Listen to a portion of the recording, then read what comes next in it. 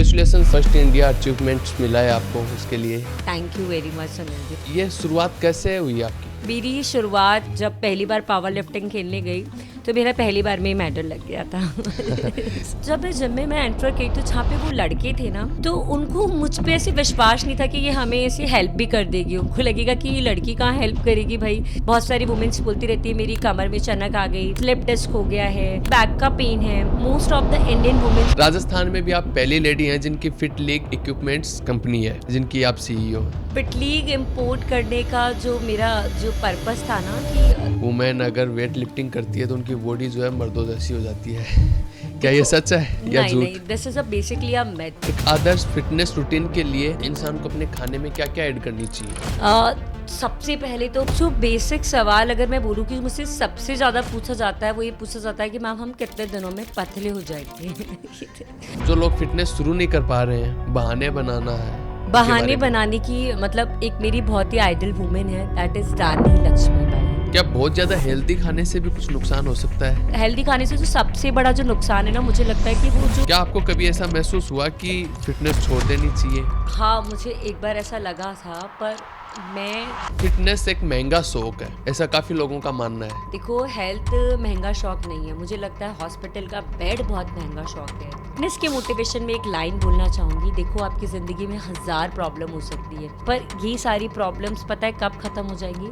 जिस दिन आपकी हेल्थ की प्रॉब्लम शुरू होगी। जिस दिन हेल्थ की प्रॉब्लम शुरू हो गई ना, सारी चीजें सेकेंडरी हो जाएंगी। नमस्कार, स्वागत है आप सभी का हमारे पॉडकास्ट द ट्रू टॉक पे। आज हम एक ऐसे सब्जेक्ट के ऊपर पॉडकास्ट लेके आए हैं जो हर इंसान की जरूरत है, हेल्थ, फिटनेस, डाइट्स, इन सब से रिलेटेड। और इन सब की जानकारी देने के लिए हमारे साथ में है एक नेशनल प्लेयर जिन्होंने पावर लिफ्टिंग के अंदर अलग अलग मेडल्स जीते हैं और जिनकी खुद की जिम इक्विपमेंट्स की खुद की कंपनी है, जिनकी वो सीईओ हैं, जिनका नाम है टीना सैनी। स्वागत है मैम आपका हमारे पॉडकास्ट द ट्रू टॉक पे। कैसे हैं आप? मैं बहुत बढ़िया हूँ सुनील जी, आप कैसे हैं? जी मैडम, बहुत अच्छे हैं। थैंक यू, आप हमारे पॉडकास्ट पे आए, आपको इनवाइट किया और आप आ गए, उसके लिए आपके तहे दिल से शुक्रगुजार हैं हम सब। Thank you very much Sunil ji. Ma'am, हम देखते हैं कि महिलाएं जाना ही नहीं चाहती हैं जहाँ पे समाज उनको जाने से रोकता है। आप एक ऐसे फील्ड में जाकर के ना सिर्फ वहाँ पे नाम कमाए हैं, मेडल भी लेके आए हो और अभी भी आप उस चीज में निरंतर आगे बढ़ रहे हैं। चाहे वो आप फिटनेस के अलग अलग इक्विपमेंट्स हो, जिम के, उनको इम्पोर्ट कर रहे हो और काफी चीजें चला रहे हो। कॉन्ग्रेचुलेसन, आप फर्स्ट इंडिया अचीवमेंट्स मिला है आपको, उसके लिए thank you very much Sunil ji, thank you very much. तो आपको ये शुरुआत कैसे हुई आपकी? मेरी शुरुआत, अगर मैं मेरी स्टोरी की बात करूँ तो मैं पहले सीए कर रही थी, चार्टर्ड अकाउंटेंट। अच्छा। सीए कर रही थी तो मेरे पेरेंट्स और सबको सीए तो मतलब उस टाइम का एकदम पहुंच था कि मेरी फ्रेंड ने बोला सीए करते हैं और मेरे घर वालों ने भी बोला सीए करना चाहिए। तो जस्ट सीए को स्पॉन्सर करने के लिए, सीए की ट्यूशन्स के लिए मैं सुबह एक जिम में जॉब किया करती थी। तो मुझे सीए से तो इंटरेस्ट हट गया और वहाँ जिम में पूरा इंटरेस्ट चला गया क्योंकि लोगों ने मुझे बहुत अप्रिशिएट किया कि आप बहुत अच्छा कराते हैं। तो मैंने सीए ड्रॉप कर दिया और एक्सक्लूसिवली इसी वाली इंडस्ट्री के अंदर आ गई मैं। तो आपका ये पावर लिफ्टिंग का और जिम का नहीं, तभी मैंने जब शुरू किया था तब मैं पावर लिफ्टिंग नहीं करती थी। पहले मैंने जुम्बा और एरोबिक्स से शुरू किया था। अच्छा। फिर जब मैं इस फील्ड में आगे बढ़ी तो मुझे लगा कि मुझे पढ़ाई करके और कुछ नॉलेज लेके आगे बढ़ना चाहिए। तब मैंने क्या किया, तब मैंने कोर्सेज किए और कोर्सेज से मुझे पता चला कि वुमेन्स के लिए स्ट्रेंथ ट्रेनिंग बहुत ज़्यादा रिक्वायर्ड है। अगर आप स्ट्रेंथ ट्रेनिंग नहीं करेंगे तो उसके कितने सारे जो नुकसान हैं वो हैं। तो स्ट्रेंथ ट्रेनिंग बहुत ज़्यादा रिक्वायर्ड है, तभी मैंने स्ट्रेंथ ट्रेनिंग करना शुरू किया। सेम तभी मुझे लोगों ने अप्रिशिएट किया कि मैम आप तो बहुत अच्छा वेट उठाती हो, you must try power lifting. तो फिर मैं जब पहली बार पावर लिफ्टिंग खेलने गई तो मेरा पहली बार में ही मेडल लग गया था। जी, बहुत बहुत कॉन्ग्रेचुलेसन उसके लिए। पहली बार में मेडल जीतना, उसका अनुभव कैसा रहा और एज ए वुमेन आपके सामने क्या क्या चुनौतियां आई उन सब चीज़ों को लेके? मेडल जीतने की तो सच में बहुत ही ज़्यादा खुशी थी क्योंकि इस फील्ड में लोग बोलते, लोगों से एक्टिवा नहीं उठती, लोगों से सिलेंडर नहीं उठते, लोगों से पानी की बाल्टी नहीं उठती, वो सब चीज़ों के लिए मेल्स को बुलाते हैं। और फिर जब मैंने वो वेट उठाया ना तो मतलब मेरे पापा, चाचा जी और एवरीबडी, मेरे ससुराल वाले सब ये थे कि हमारी बहू, हमारी बेटी पावर लिफ्टिंग में मेडल जीत के लाई है, वो तो किसी को भी उठा के देख सकती है। ऐसा। आपने अभी एक बात कही कि एक बाल्टी पानी उठाने के लिए मेल्स को बोला जाता है, तो आपको क्या लगता है कि वुमेन्स कैपेबल नहीं है उस चीज़ के लिए या फिर बहाने होते हैं, या फिर वो चाहती नहीं उसको नहीं, उठाना? मैं ऐसा तो नहीं कहूँगी बहाने होते हैं। एक्चुअली मसल्स को आपको ट्रेनिंग देनी होती है ना। अगर आपकी मसल्स ट्रेन ही नहीं होगी तो वो कैसे कोई चीज़ लिफ्ट कर पाएगी। आज हमारे हैंड्स कैपेबल है क्योंकि हम उन्हें ट्रेन करते हैं अलग अलग चीज़ें उठा के। ऐसे हमारी बैक को भी ट्रेनिंग की ज़रूरत है, लेग्स को भी ट्रेनिंग की ज़रूरत है, ग्लूट्स को और कोर को स्पेशली। जब हमारी बॉडी, जब हमारी मसल ट्रेन हो जाती है तो हमारे लिए किसी भी चीज़ को लिफ्ट करना बहुत आसान हो जाता है। तो उन वुमेंस ने कभी स्ट्रेंथ ट्रेनिंग की ही नहीं है, उन्हें कभी सिखाया ही नहीं गया है कि स्ट्रेंथ ट्रेनिंग कितनी ज़्यादा ज़रूरी है। तो मैं उनको बहाना तो नहीं बोलूँगी, क्योंकि जैसे ही वो कुछ लिफ्ट करती है तो आपने सुना होगा कि बहुत सारी वुमेंस बोलती रहती है मेरी कमर में चनक आ गई, मुझे स्लिप डिस्क हो गया है, मुझे बैक का पेन है। Most of the Indian women's, अगर आप रेशो देखोगे ना, तो 90% आपको बोलते हुए मिलेंगी जो स्ट्रेंथ ट्रेनिंग नहीं कर रही है या वर्कआउट नहीं कर रही है कि मुझे बैक में प्रॉब्लम है। अब वो बैक में प्रॉब्लम आपकी कैसे क्रिएट होती है? इसलिए होती है क्योंकि आपने मसल्स को ट्रेन नहीं किया और आपने रैंडम में किसी चीज़ को पिक कर लिया, तो फिर वो बैक की मसल्स आपको सपोर्ट नहीं करती है। जी, क्या जेंडर बॉयज़ का ऐसी किसी चीज़ का आपको सामना करना पड़ा कि अरे ये टीना जी ये नहीं कर सकती, ये लड़की है, ये नहीं कर सकती ये काम, या फिर आपके परिवार में, रिश्तेदारों में कि ये क्या कर रहे हैं, इनसे नहीं होगा? देखो, मैं मेरे परिवार के लिए तो कहूँगी उन्होंने मुझे हमेशा सपोर्ट किया है, स्पेशली मेरे हस्बैंड ने, है ना। मैं बिल्कुल भी ऐसे गलत नहीं बोलूँगी, उन्होंने मुझे हमेशा सपोर्ट किया है। इवन मेरे हस्बैंड ने मुझे जिम खुला के दिया अच्छा। कि हाँ, कि तुम जिम में आराम से ट्रेनिंग दो। पर जब मैं जिम में मैं एंटर की तो जहाँ पे वो लड़के थे ना, तो उन लोगों को कुछ वेट्स जैसे 100 किलो उठा रहा है, 150 किलो कोई लिफ्ट कर रहा है चेस्ट प्रेस में, तो उनको मुझ पे ऐसे विश्वास नहीं था कि ये हमें ऐसे हेल्प भी कर देगी। उनको लगेगा कि ये लड़की कहाँ हेल्प करेगी भाई, जब हम 150 किलो की ये चेस्ट प्रेस कर रहे हैं तो ये हमें कैसे हेल्प करेगी। तो वो मुझे कभी भी नहीं बुलाते थे अपने हेल्पर के तौर पे। वो जो जिम में दूसरे ट्रेनर्स होते थे ना, जब मैंने स्टाफ हायर किया हुआ है, वो उन्हें बुलाते थे और मुझे मन में बड़ा ख़राब लगता था कि ये लोग मुझे क्यों नहीं बुलाते। पर धीरे धीरे धीरे जब उन्होंने देखा कि यार इस लड़की में तो है पावर, तो तब चीज़ें थोड़े सिनेरियो चेंज हुआ। एंड नाउ अब वो बॉयज़ वाला जो सिनेरियो है ना, वो अब नहीं होता है। आपने कहा कि आप सीए की पढ़ाई कर रहे थे, फिर आपने जिम, कार्डियो वो ज्वाइन किया, फिर पावर लिफ्टिंग की, अभी आप जिम, फिटनेस लीग, काफ़ी सारी चीज़ें चला रहे हैं, आप कंपनी की सीईओ भी हैं। राइट। आपने इस सफ़र के अंदर कभी ऐसा लगा कि यस अब कुछ बड़ा करने का समय आ गया है, कि अब कुछ बड़ा किया जाए? देखो, ये मैं जब जिम करा रही थी ना, तब मैंने एक फीमेल थी अमृता शर्मा करके, तो उनका मैंने 30 किलो वजन कम किया था। क्या तो बात है, कितने दिनों में? 30 kg इन 6 months ओनली। 6 मंथ में? हाँ, 6 महीने में मैंने उनका 30 किलो वजन कम किया था।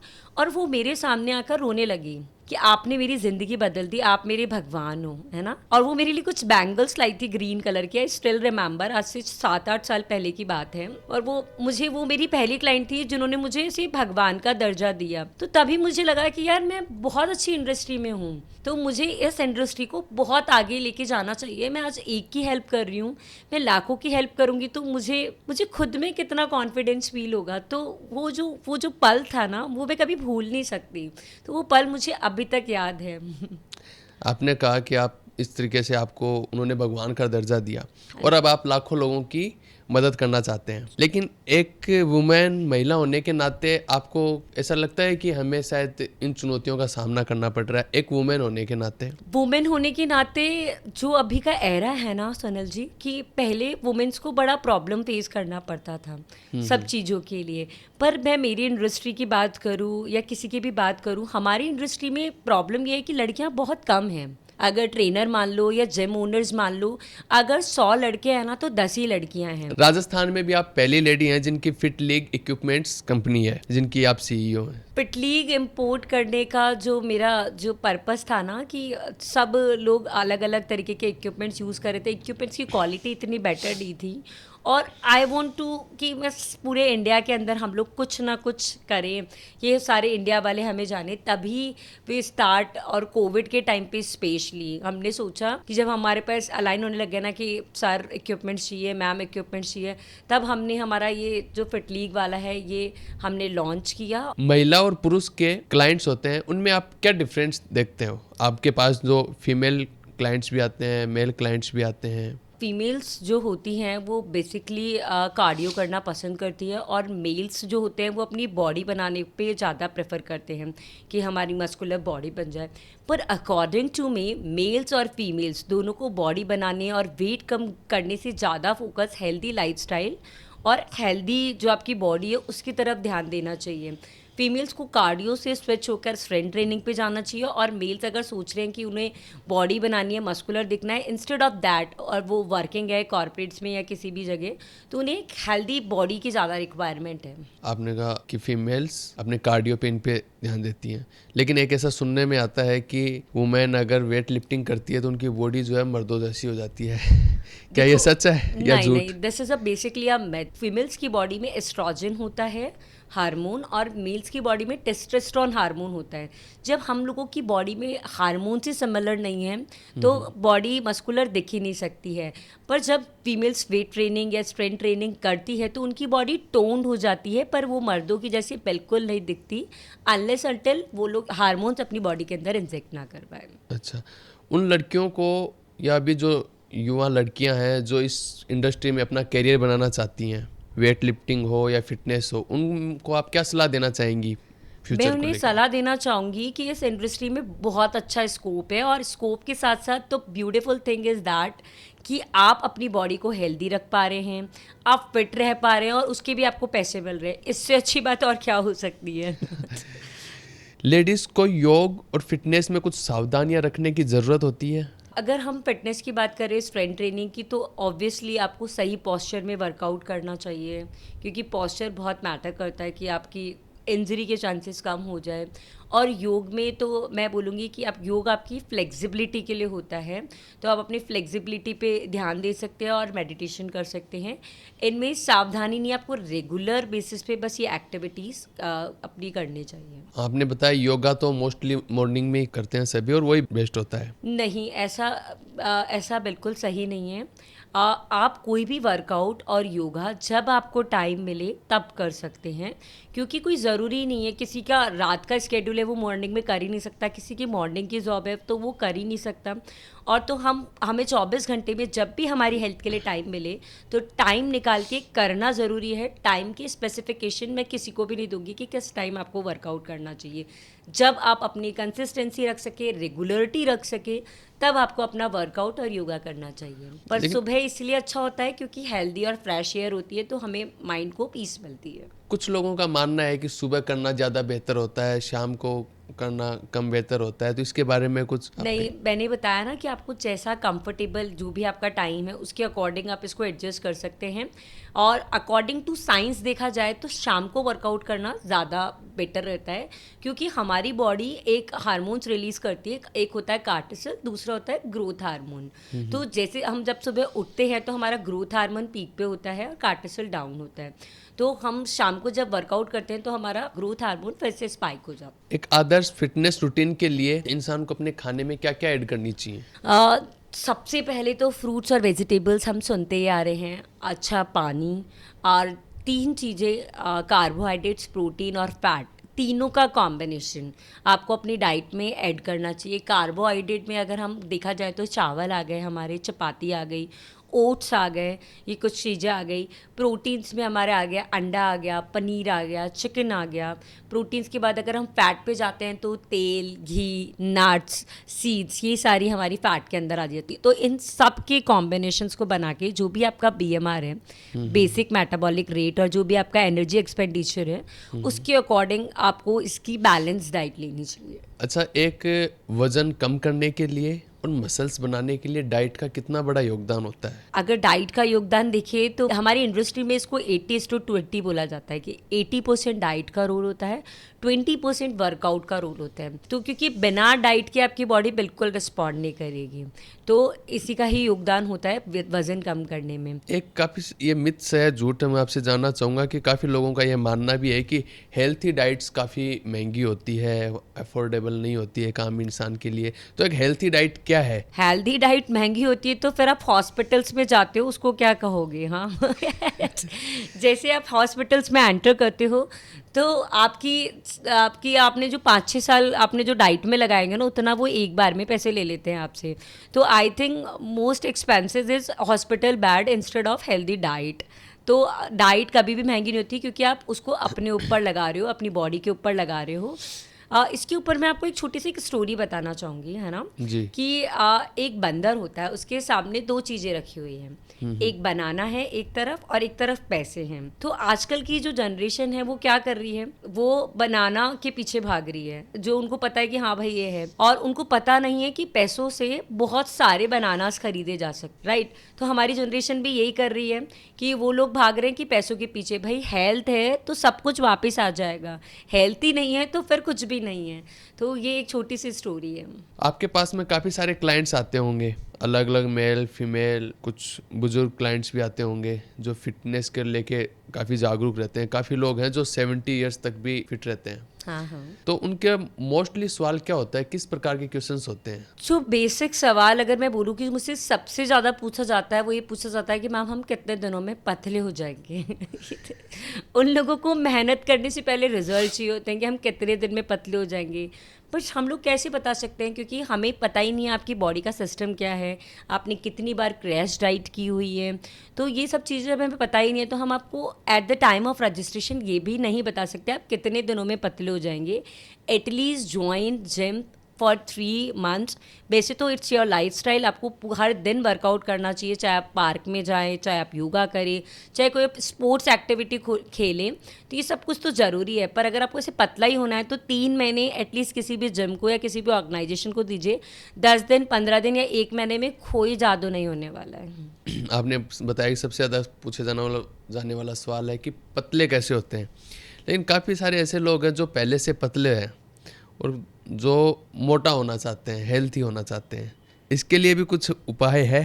डाइट प्लान कुछ? Diet plan, yes. बेसिकली जो लोग बहुत ज़्यादा पतले होते हैं उनका मेटाबॉलिज्म बहुत ज़्यादा हाई होता है। तो जब हम जिम में वर्कआउट करते हैं तो हमारी बॉडी की डिमांड बढ़ जाती है फूड की। तो जब आप कितने भी पतले हों, स्टार्ट करें अपना जिम, तब आपकी बॉडी की डिमांड बढ़ जाएगी और आपकी धीरे धीरे धीरे आपकी मसल्स भी बनने लग जाएगी। तो आप नेचुरली आप गेन करना शुरू कर देंगे। कुछ डाइट में उनके लिए? उनकी डाइट हम Especially? लोग, हाँ, उनका डाइट हम कंपैरेटिवली जैसे हम BMR से TE के लेवल से थोड़ा सा बढ़ा कर देते हैं कि, और उनकी डाइट्स में हम लोग कार्बोहाइड्रेट्स और फैट्स का, वो प्रोटीन का कॉम्बिनेशन थोड़ा ज़्यादा रखते हैं। फीमेल्स को अपनी हेल्थ को लेके कौन कौन सी ज़रूरी चीज़ें अपनानी चाहिए? फीमेल्स को अपनी हेल्थ को लेके सबसे पहले तो वर्कआउट करना शुरू करना चाहिए, ठीक है। उसके बाद सेकेंडरी मेडिटेशन करना और खुद के बारे में सोचना, खुश रहना। तीसरी चीज़ हम डाइट पे आते हैं कि अच्छी डाइट लेना। हम 90% अगर इंडियन वुमेंस को देखा जाए तो वो अपने बच्चों के लिए, अपने पति के लिए खुद खाना नहीं खाती है। बच रहा है तो ठीक है, वरना नहीं खाती। आप तो होल एंड सोल हो, आप सबकी टेक केयर कर रहे हो, आप अपने आप को कैसे भूल सकते हो? पहले आपको अपना ब्रेकफास्ट कंप्लीट करना है, उसके बाद आप चीज़ों को अलाइन करें। पर हमने ये कल्चर देखा है, हमारी मम्मी और भी ऐसे ही करती थी। पहले सबको खिलाती थी, खुद 5 बजे की उठी रहती थी और पहले सबको खिलाती थी, उसके बाद खुद खाती थी। तो मेरी रिक्वेस्ट है फीमेल से, अपनी बॉडी को अवॉइड मत कीजिए, पहले आप खुद खाइए फिर खिलाइए, क्योंकि पेट भरा रहेगा तो सब कुछ सही होगा, सब अलाइन होगा और आप उनकी ज़्यादा टाइम तक आप उनकी देखभाल कर पाएंगे। लेकिन वो लेडीज़ कैसे अपने हेल्थ पे ध्यान दे सकती हैं अच्छे तरीके से? क्योंकि 80% जो लेडीज़ हैं वो सुबह 10 बजे तक अपने घर का, परिवार का, बच्चों का काम करना, उसमें बिजी रहती हैं। उसके बाद में उनको टाइम मिलता है तो they can start their home workout की कुछ आप अपनी घर में बॉटल से आप वर्कआउट कर सकते हैं, छोटे छोटे डंबल्स मंगा सकते हैं। आजकल यूट्यूब पे इतने सारे वीडियोज़ हैं। बाकी इफ़ दे वांट्स तो they can connect me, I will help them free of cost कि आपको क्या करना चाहिए, तो they can connect to me also. आपसे कैसे संपर्क किया जाए वो भी बता दीजिए दर्शकों को। तो आपके पॉडकास्ट के अंदर मेरे नीचे आप नंबर यू कैन मेंशन, और बाकी they can ask to you. आपने कहा कि यूट्यूब पे देख सकते हैं, क्या यूट्यूब पे या अदर किसी सोशल मीडिया प्लेटफॉर्म पे देख करके एक्सरसाइज करना सही है? वैसे देखो, बॉडी टू बॉडी डिपेंड करता है। अगर कोई बंदा बिल्कुल एकदम परफेक्ट है तो वो कर सकते हैं, पर हम तो यही कहते हैं कि मेंटर की नज़रों में करोगे तो ज़्यादा अच्छा रहेगा, क्योंकि सेल्फ स्टडी इज़ गुड, पर जब भी हमारे ऊपर गुरु होता है ना, तो शायद हमारे चांसेस चीज़ों पे जीतने के ज़्यादा अच्छे होते हैं। मेंटली हेल्थ के लिए फिटनेस और योगा दोनों ज़रूरी हैं? हाँ जी, मेंटली हेल्थ के लिए योगा और फिटनेस दोनों ज़रूरी हैं, क्योंकि जब हम योगा करते हैं तो हमें एक शांति अनुभव होती है, हम हमारी सोल से कनेक्ट हो पाते हैं। और जब भी हम फिटनेस करते हैं तो माइंड हमारे सारे हार्मोन्स को बैलेंस करता है, हमारा पूरा ब्लड सर्कुलेशन होता है, तो दोनों ही चीज़ें मेंटली हेल्थ के लिए बहुत ज़्यादा ज़रूरी है। आप जब मेंटली हेल्थ से पीड़ित हुई कभी पहले, तो आपने क्या किया? एक्सरसाइज, योगा या सॉन्ग सुनना? हर एक की अपनी अपनी पसंदीदा चीज़ें होती हैं। कोई डांस करना पसंद करता है, कोई पार्टी करना, कोई टेंशन में दारू पीना। तो आप क्या पसंद करते हो? एक्सरसाइज करना, योगा करना, या देखो मैं मेरे लिए नहीं, मैं मेरी इंडस्ट्री के हर बंदे के लिए कह रही हूँ कि जब भी हमें कोई भी स्ट्रेस होता है तो हम लोग जिम जाते हैं, अपना स्ट्रेस आउट करते हैं वर्कआउट करके, और हम फिर से वही पुरानी वाली कैटेगरी में हो जाएंगे। और मुझे पता है मेरी इंडस्ट्री का हर बंदा इसके लिए बोलेगा यस हम भी ऐसे ही है। तो हम लोगों के लिए बेस्ट पार्ट जिम में एक्सरसाइज करना होता है, क्योंकि वहाँ पे गाने भी चलते हैं और आप अपना पूरा एग्रेशन अपना वेट्स पे निकाल सकते हैं। फिटनेस में आप आगे और क्या हासिल करना चाहते हैं? आपके आगे के गोल्स, प्लान्स क्या हैं? गोल्स अगर मेरा रिसेंटली प्लान बताऊं तो जैसे अभी तो आई एम इम्पोर्टिंग इक्विपमेंट है ना, जिसमें मैं पैन इंडिया में सेटअप्स लगाना चाहती हूँ, और हर इंडिया के हर एक स्टेट में सिटी में we want to open showroom, कि हम लोगों के शोरूम हो कि इंसान को इधर से उधर ना जाना पड़े, उसको अपनी जगह पे ही सारा सामान मिल जाए। ये हमारी कंपनी का विजन है। क्या आपका कोई विशेष मिशन है जो जिससे आप समाज में जागरूकता फैलाना चाहते हो कि फिटनेस को लेकर के, हेल्थ को लेकर के? जो विशेष मिशन है ना, वो 2019 में नरेंद्र मोदी जी ने स्टार्ट कर दिया था, फिट इंडिया मूवमेंट। जो उनका विज़न है ना देश को फिट करने का, मेरा भी वही विज़न है। मैं चाहती हूँ जो इंडिया हमारी 198 कंट्रीज़ में से 148 की रैंकिंग पे आती है हेल्थ की इंडस्ट्री में, तो एटलीस्ट मैं इतना अपने इंडिया को, अपने भारत को दे पाऊँ कि हम लोग 100 के अंदर या 50 के अंदर काउंट हो, हम हेल्थ का अवेयरनेस इतना ज़्यादा बढ़ा पाए। तो इसके लिए मैं फिट इंडिया मूवमेंट में नरेंद्र मोदी जी के बिल्कुल साथ हूँ, और मैं इस पे कुछ अपनी एक्टिविटीज़ शुरू करना वाली हूँ। जो लोग फिटनेस शुरू नहीं कर पा रहे हैं, बहाने बनाना है, उनको आप क्या कहना चाहोगे? बहाने बनाने की मतलब, एक मेरी बहुत ही आइडल वुमेन है, दैट इज़ रानी लक्ष्मीबाई। रानी लक्ष्मीबाई का जो बचपन से मैंने जो उनके बारे में सुना ना, वो मुझे अभी भी मेरे रोंगटे खड़े कर देता है कि उन्होंने युद्ध लड़ा अपने पीठ पर बच्चे को बांध कर। जी। आप सोचो कि एक फीमेल बाहर नहीं जा पाती आज के ज़माने में अकेली बच्चे को लेकर, उनको एक मेल्स का सपोर्ट चाहिए रहता है।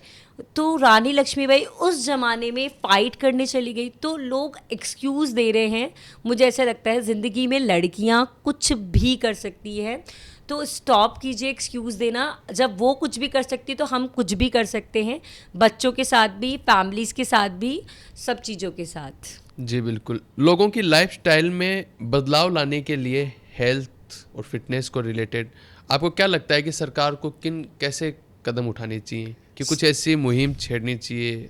सरकार की बात करें तो सरकार ऑलरेडी मुहिम छेड़ चुकी है। हमारे नरेंद्र मोदी जी योगा के लिए इतने इंस्पायर हैं, मतलब वो देश विदेश सब जगह योगा को प्रमोट कर रहे हैं।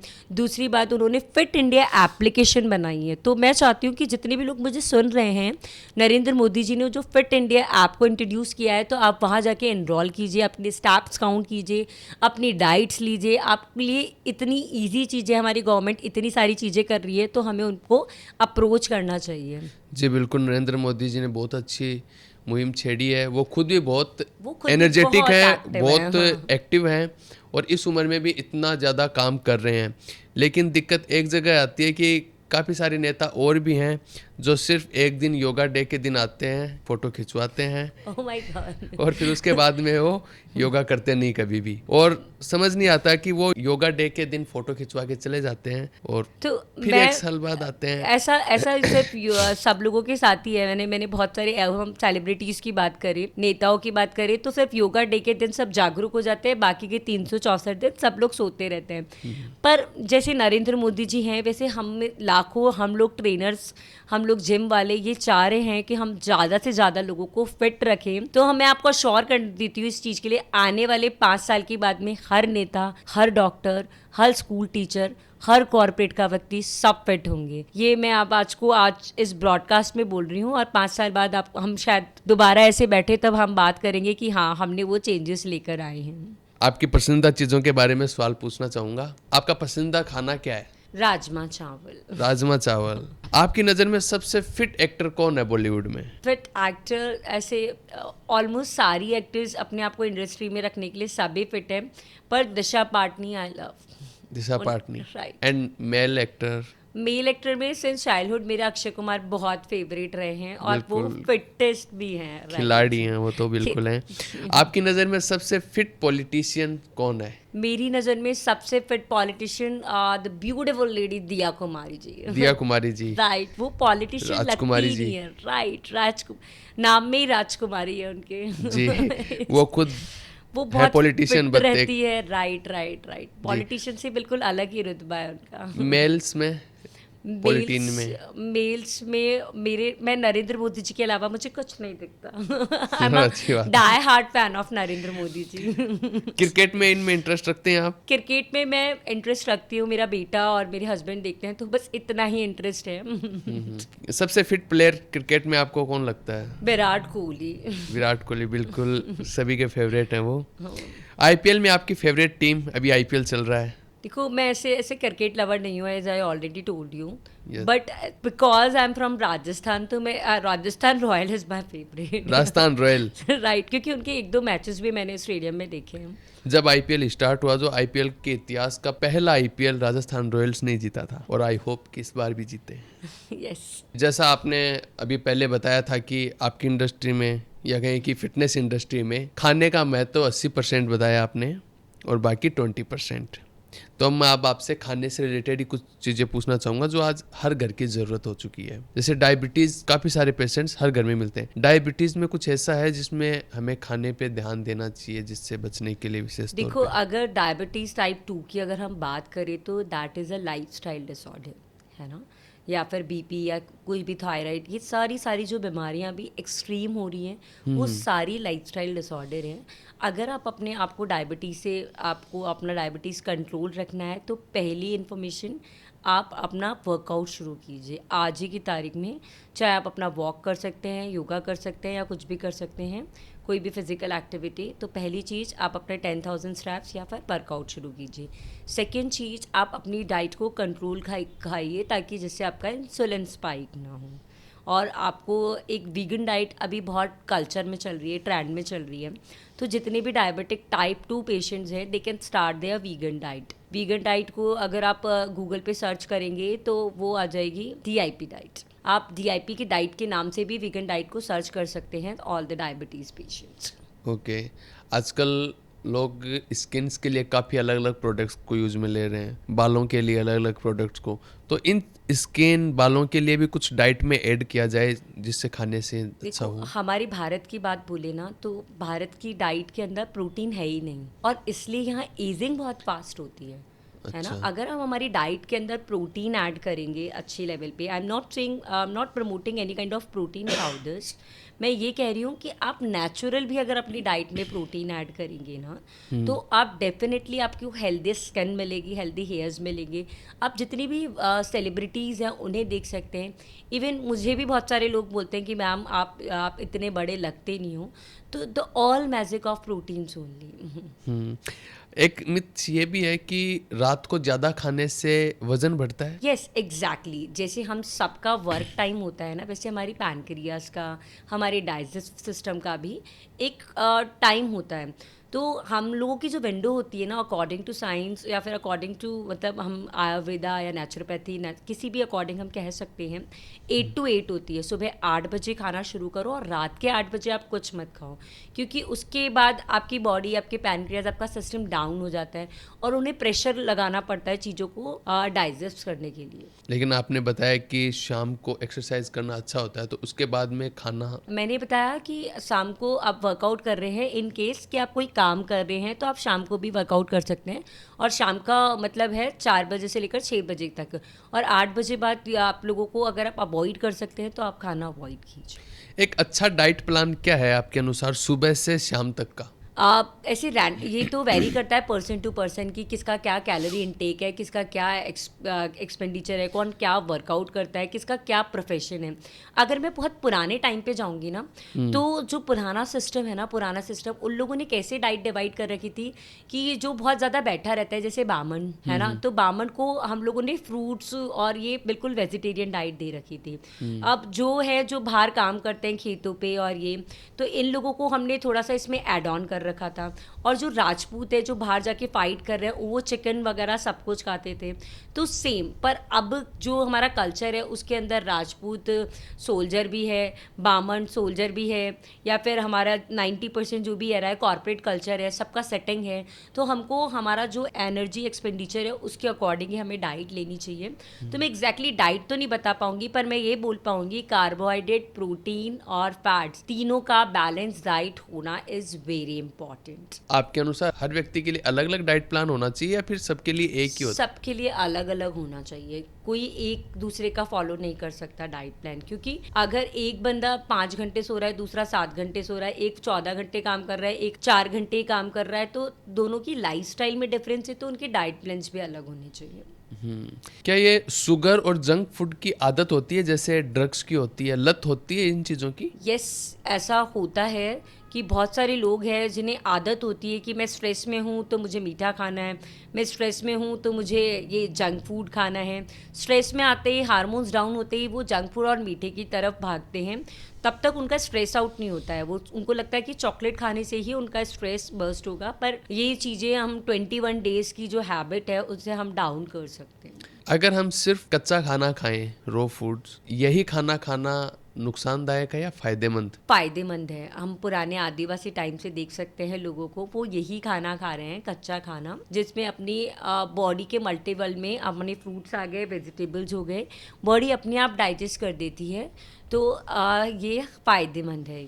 जैसे आपने बताया पुराने टाइम में हम रॉ फूड्स ज़्यादा खाते थे, पुराने लोगों की डाइट ज़्यादा बेहतर हेल्थी थी या आज के सुपर फूड्स? पुराने लोगों की, क्योंकि वो लोग क्या करते थे, वो कच्चा खाते थे। अब आप साइंस को समझना इसके पीछे, कच्चा खाते थे तो बॉडी उसको बर्न करने में भी कैलोरीज यूज़ करती थी। अच्छा। और हम लोग प्रोसीड खाते हैं 90% पका हुआ, तो हम कैलोरीज तो ले रहे हैं पर बॉडी को उसको बर्न करने में कैलोरीज नहीं लगानी पड़ रही। जी जी। कि आपने आधा पका हुआ सब्जी आपने पकी हुई खा ली, तो अब बॉडी को तो कुछ करना ही नहीं है, तो आपकी वो कैलोरीज बर्न ही नहीं हो रही। तो इसलिए कच्चा खाना ज़्यादा बेटर है, पुराने लोगों का खाना। क्या बहुत ज़्यादा हेल्दी खाने से भी कुछ नुकसान हो सकता है? अरे हेल्दी खाने से कैसे कुछ नुकसान हो सकता है? हेल्दी खाने से, हाँ, हेल्दी खाने से कुछ नुकसान हो सकते हैं। आप बाकी लोगों से ज़्यादा खूबसूरत दिख सकते हो। आप हेल्दी खाने से, आप बाकी लोग अगर 40 के दिख रहे हैं तो आप 25 के ही दिख सकते हो। और हेल्दी खाने से जो सबसे बड़ा जो नुकसान है ना, मुझे लगता है कि वो जो एजिंग वाली क्रीम वाली कंपनी है, कॉस्मेटिक कंपनी, उनको कितना भारी नुकसान हो जाएगा भाई, उनकी तो क्रीम्स ही नहीं बिकेंगी। तो हेल्दी खाने से ये सारे नुकसान ज़रूर हैं। और अगर सारा भारत अगर हेल्दी खाने लग जाएगा तो बोलो कितना सारा मार्केट ही ख़त्म हो जाएगा, साबुन का, कॉस्मेटिक्स का, क्रीम्स का, ब्यूटी प्रोडक्ट्स का। तो हेल्दी खाने से तो बहुत ज़्यादा नुकसान हो जाएगा, हमारी इकोनॉमिक ही डाउन हो जाएगी। बिल्कुल बिल्कुल। सभी लोग बताते हैं कि पानी ज़्यादा से ज़्यादा पीना चाहिए, पर बहुत ज़्यादा पानी पीना भी क्या साइड इफ़ेक्ट होता है उससे? यस, ज़्यादा हम पानी, अगर हमारी बॉडी के रिक्वायरमेंट से अगर ज़्यादा पानी पी रहे हैं तो हमारी बॉडी में पानी के साथ साथ मिनरल्स भी आउट हो जाते हैं। तो हमें ज़्यादा क्वांटिटी में पानी नहीं पीना चाहिए। ये कैसा पता करें कि हमारी बॉडी की रिक्वायरमेंट कितनी है, कि इतना पानी पीना चाहिए? देखो, अगर हम नॉर्मल बात करें तो 3 से 4 लीटर सबको पीना चाहिए। बाकी हम लोग वेट को 0.8 से मल्टीपल करेंगे तो वो लीटर्स में कन्वर्ट हो जाएगा। आजकल लोग ये लंबे समय तक फास्टिंग करना, 16 घंटे फास्टिंग करना, 8 घंटे खाना खाना, इस चीज़ के बारे में आपकी क्या राय है? देखो, फास्टिंग कोई weight करना, loss के लिए कर रहा है। अगर हम जैसे इसके दो अगर मैं टॉपिक बोलना चाहूँगी। पहला, कि जो फीमेल्स हैं जो पतला होने के लिए फास्टिंग कर रही है और पूरे दिन ही कुछ नहीं खा रही, तो ये चीज़ बिल्कुल गलत है। ऐसी चीज़ हो जाएगी कि आपने 500 रुपये किसी से एक बार लिए फिर चुकाए नहीं, दूसरी बार लिए फिर चुकाए नहीं, तीसरी बार आपकी बॉडी थोड़ी ना रिस्पॉन्ड करेगी। कोई हमें 500 रुपये जब हम बार बार नहीं चुकाएंगे, तो खाना इज़ इम्पॉर्टेंट। जो फीमेल्स फास्टिंग कर रही है ना, उनके लिए मैं स्ट्रिक्टली मना करूँगी। पर जब हम 16:8 वाली फास्टिंग पे आते हैं, 16:8 फास्टिंग क्या है कि हम अपनी बॉडी को सारे टाइम के लिए विंडो ओपन नहीं कर रहे खाने के लिए, पर हम 8 आवर्स में उतना खाना खा रहे हैं जितना हमारी बॉडी के लिए सफिशिएंट है, तो दैट इज़ गुड। पर पूरे दिन भूखा रहकर अगर कोई कुछ काम कर रहा है तो आपकी बॉडी के लिए बहुत ख़राब है। आपकी एजिंग फास्ट होगी, आपका मेटाबॉलिज्म डाउन हो जाएगा और आप फैट ज़्यादा स्टोर करेंगे। क्या कोई एक ऐसा सुपर फूड है जिससे सभी बीमारियों से बचा जा सकता है? हाँ, नेचुरोपैथी वाले अगर हम कॉन्सेप्ट पे जाएं तो फ्रूट्स और वेजिटेबल्स, और बचपन से भी सुनते ही आ रहे हैं Apple a day keeps doctor away. तो फ्रूट्स और वेजिटेबल्स से आप सारी बीमारियों से बच सकते हैं, क्योंकि उनमें भरपूर मात्रा में फाइबर, मिनरल्स मिलते हैं और एंटीऑक्सीडेंट्स भी होते हैं। क्या ज़्यादा कैल्शियम की चीज़ें खाने से हड्डियाँ ज़्यादा मजबूत होती हैं या उसकी भी एक लिमिट है? Yes, everything is a limit. Calcium की भी एक लिमिट है। अगर आप ओवरडोज ऑफ कैल्शियम कर रहे हैं तो कैल्शियम आपकी बॉडी में स्टोर होने लग जाता है, और आपने देखा होगा बहुत सारे लोगों के आप ऐसे जॉइंट्स के पास में अलग से गांठें बनने लग जाती है। That is extra calcium consumption. क्या सुबह खाली पेट वर्कआउट करने से ज़्यादा फैट बर्न होता है?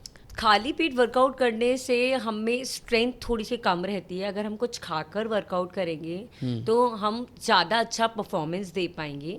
और फैट बर्न की अगर कोई हम बात करें तो आप कोई भी एक्टिविटी कीजिए, आपका एनर्जी आप उस चीज़ में लगेगी, तो फैट अकॉर्डिंगली ही बर्न होगा। फैट बर्न करने का खाली पेट से कोई रिलेशंस नहीं होते। वर्कआउट से पहले सुबह खाली पेट क्या खाना चाहिए आपके अकॉर्डिंग? आप ओट्स खा सकते हैं, जो इजीली कोई भी कार्बोहाइड्रेट्स, ओट्स खा सकते हैं, बनाना खा सकते हैं, आप प्री वर्कआउट चॉकलेट्स ले सकते हैं, शुगर ले सकते हैं, ये आप अपनी डाइट्स में ऐड कर सकते हैं। वर्कआउट के तुरंत बाद में खाने से क्या मसल्स बढ़ती हैं, वेट बढ़ता है, इस तरह का नहीं, कुछ ऐसा होता है? कुछ नहीं है। सेम ये भी एक मिथ है, वर्कआउट के जस्ट तुरंत बाद खाओ, बल्कि हमारी बॉडी को कार्टिसोल से डाउन होकर ग्रोथ हार्मोन में जाने के लिए 45 मिनट्स लगते हैं।